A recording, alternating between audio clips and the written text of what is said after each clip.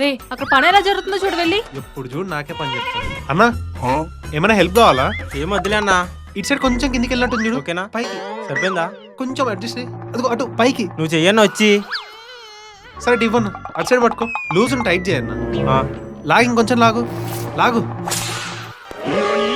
ఇంకో టేప్ ఉందా అన్న?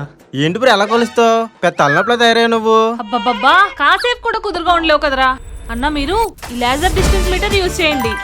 ఈ బటన్ ని యూజ్ చేసి పవర్ ఆన్ చేసుకుంటే చాలు.